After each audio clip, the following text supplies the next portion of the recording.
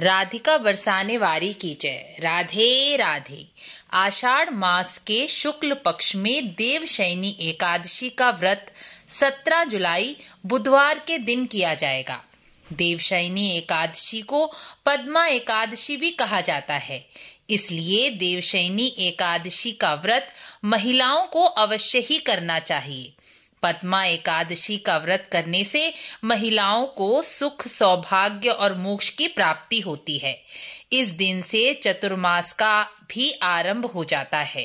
देवशयनी एकादशी के दिन भगवान विष्णु 4 महीने के लिए योग निद्रा में चले जाते हैं, अर्थात देव सो जाते हैं। इसलिए शास्त्रों के अनुसार इन 4 महीनों में कोई भी शुभ कार्य जैसे विवाह, मुंडन, गृह प्रवेश, मांगलिक कार्य नहीं करना चाहिए, क्योंकि बिना भगवान के आशीर्वाद के यह कार्य सफल नहीं हो पाते। इसलिए मांगलिक कार्य इन 4 महीनों में नहीं होते। यह 4 महीने केवल भगवान के पूजन, नाम जप, व्रत, कीर्तन के लिए ही होते हैं। इन 4 महीनों में पूजन, तर्पण, नाम जप, हवन, व्रत, दान की महिमा अक्षय गुना बढ़ जाती है।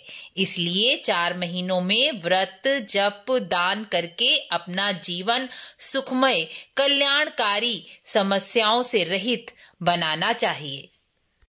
इन 4 महीनों में भगवान विष्णु के योग निद्रा में चले जाने से सृष्टि का पालन पोषण का भार भगवान शिव संभालते हैं।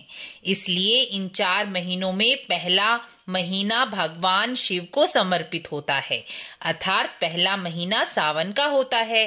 देवशयनी एकादशी की कथा अकाल मृत्यु हरने वाली कथा है।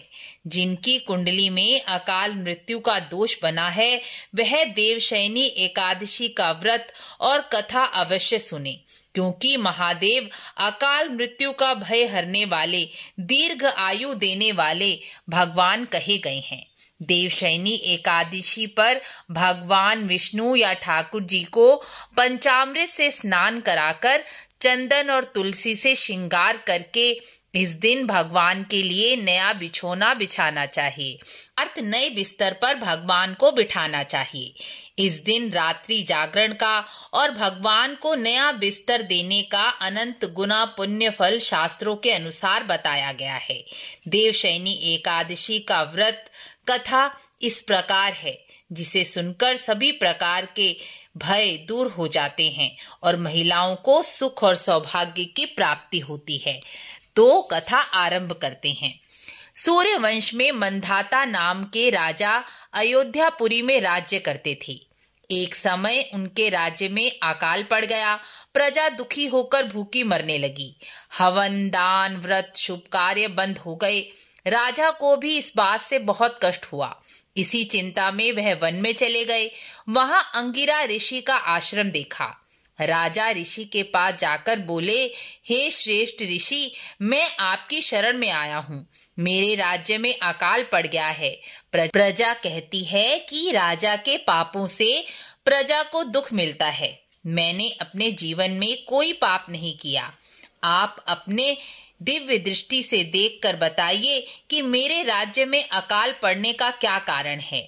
अंगिरा ऋषि बोले, सतयुग में केवल ब्राह्मण को ही वेद पढ़ना और तपस्या करने का धर्म बताया गया है, लेकिन तुम्हारे राज्य में एक शूद्र तपस्या कर रहा है। इसलिए तुम शूद्र को मार डालो तो प्रजा सुखी हो जाएगी। मंधाता बोले, मैं निरपराध तपस्या करने वाले शूद्र को कैसे मार सकता हूँ? आप कोई और उपाय बताइए। तब ऋषि बोले, आषाढ़ मास की शुक्ल पक्ष की देवशयनी एकादशी आ रही है। तुम प्रजा सहित पद्मा एकादशी का व्रत करो।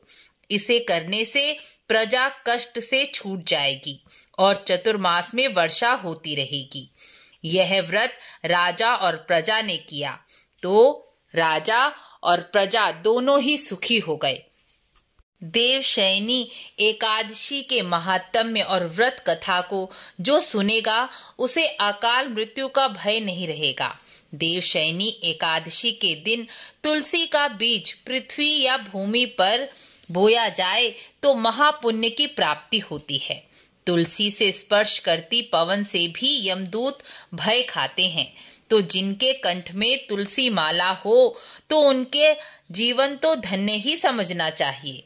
इस दिन तुलसी का पौधा मंदिर में दान करना भी अति शुभ माना गया है।